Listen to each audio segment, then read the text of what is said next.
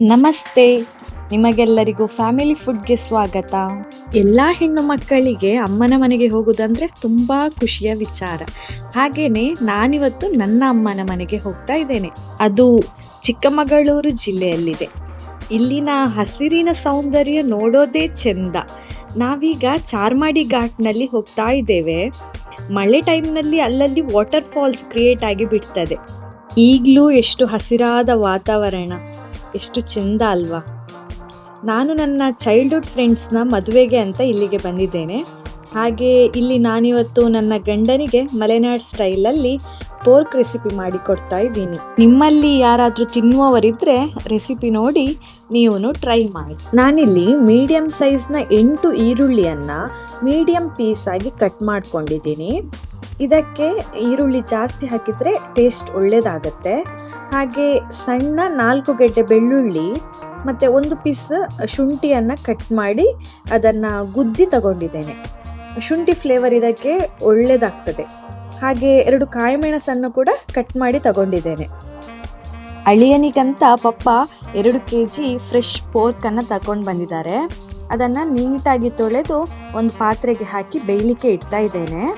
ಅದಕ್ಕೆ ಒಂದು ಅರ್ಧ ಸ್ಪೂನ್ ಅರಿಶಿನ ಪೌಡರ್ ಮತ್ತು ಕಟ್ ಮಾಡಿದ ಈರುಳ್ಳಿ, ಕಾಯಿಮೆಣಸು ಹಾಗೆ ಜಜ್ಜಿದ ಶುಂಠಿ ಬೆಳ್ಳುಳ್ಳಿ ಹಾಕಿದ್ದೇನೆ. ಹಾಗೆಯೇ ಒಂದು 5 ಪೀಸ್ ಚಕ್ಕೆ, 4 ಏಲಕ್ಕಿ, ಒಂದು 4 ಲವಂಗ ಹಾಕಿ ಅದಕ್ಕೆ 2 ಪಲಾವ್ ಎಲೆ ಹಾಕಿ ಉಪ್ಪು ಹಾಕಿ ಚೆನ್ನಾಗಿ ಒಂದು ಸತಿ ಮಿಕ್ಸ್ ಮಾಡಿ ಮುಚ್ಚಿ ಬೇಯಲಿಕ್ಕೆ ಇಟ್ಟಿದ್ದೇನೆ. ನಾವೀಗ ಅದಕ್ಕೆ ಮಸಾಲ ರೆಡಿ ಮಾಡುವ. ಮಸಾಲಕ್ಕೆ ಒಂದು 30 ಒಣಮೆಣಸು, 1 ಸ್ಪೂನ್ ಧನಿಯಾ, ಅರ್ಧ ಸ್ಪೂನ್ ಸೋಂಪು, ಅರ್ಧ ಸ್ಪೂನ್ ಕಾಳು ಮೆಣಸು, 1/4 ಸ್ಪೂನ್ ಸಾಸಿವೆ, 3/4 ಸ್ಪೂನ್ ಜೀರಿಗೆ, 1 ಪಿಂಚ್ ಮೆಂತೆ, ಹಾಗೆ 4 ಪೀಸ್ ಚಕ್ಕೆ, 5 ಏಲಕ್ಕಿ, ಒಂದು 4 ಲವಂಗ ಡ್ರೈ ರೋಸ್ಟ್ ಮಾಡಿ ಮಿಕ್ಸಿ ಜಾರ್ನಲ್ಲಿ ಪುಡಿ ಮಾಡಿ ತಗೊಂಡಿದ್ದೇನೆ. ಈಗ ಮಾಂಸ ಚೆನ್ನಾಗಿ ಬೆಂದಿದೆ.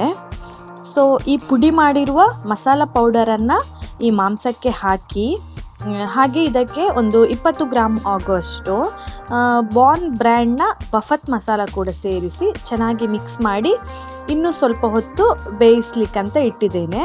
ಹಾಗೆ ಅದಕ್ಕೆ ನೆನೆಸಿಟ್ಟ ಹುಣಸೆ ಹಣ್ಣಿನ ರಸ ಕೂಡ ಸೇರಿಸ್ಕೊಂಡಿದ್ದೀನಿ. ಸೇರಿಸಿ ನೀಟಾಗಿ ಮಿಕ್ಸ್ ಮಾಡಿ ಅದರ ನೀರೆಲ್ಲ ಆವಿಯಾಗಿ ಒಳ್ಳೆ ಡ್ರೈ ಆಗುವಷ್ಟು ಬೇಯಿಸ್ಕೊಳ್ಬೇಕು.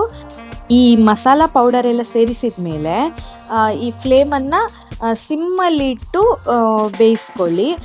ನೀಟಾಗಿ ನೀರೆಲ್ಲ ಆವಿ ಆಗ್ತದೆ. ಹಾಗೆ ಆಗಾಗ ಸೌಟಲ್ಲಿ ಮಿಕ್ಸ್ ಮಾಡ್ತಾ ಇರಿ. ಈಗ ನಮ್ಮ ಮಲೆನಾಡ್ ಸ್ಟೈಲಲ್ಲಿ ಪೋರ್ಕ್ ರೆಸಿಪಿ ರೆಡಿಯಾಗಿದೆ. ಇದಕ್ಕೆ ಕೊತ್ತಂಬರಿ ಸೊಪ್ಪನ್ನು ಹಾಕಿ ಗಾರ್ನಿಷ್ ಮಾಡಿ ಮುಚ್ಚಿ ಇಡ್ತಾ ಇದ್ದೇನೆ. ಹಾಗೆ ಇದಕ್ಕೆ ಕಾಂಬಿನೇಷನ್ ಆಗಿ ಇಲ್ಲಿಯ ಫೇಮಸ್ ಅಕ್ಕಿ ರೊಟ್ಟಿಯನ್ನು ಮಾಡ್ತಾ ಇದ್ದೇನೆ. ಹಾಗೆ ಅಕ್ಕ ಚಿಕನ್ ಪೆಪ್ಪರ್ ಮಾಡಿದರು ಮತ್ತು ಕಬಾಬ್ ಕೂಡ ಮಾಡಿದ್ವಿ. ಈಗ ನನ್ನ ಹಸ್ಬೆಂಡ್ಗೆ ಎಲ್ಲ ಐಟಮನ್ನು ಸರ್ವ್ ಮಾಡಿದ್ದೀನಿ. ಅವರು ಟೇಸ್ಟ್ ಮಾಡ್ತಾ ಇದ್ದಾರೆ. ಅವರಿಗೆ ಈ ರೆಸಿಪಿ ಇಷ್ಟ ಆಗಿದೆ. ಸೊ ನಿಮ್ಮಲ್ಲಿ ಯಾರಾದರೂ ತಿನ್ನುವವರಿದ್ದರೆ ಈ ರೆಸಿಪಿಯನ್ನು ಟ್ರೈ ಮಾಡಿ. ಧನ್ಯವಾದಗಳು.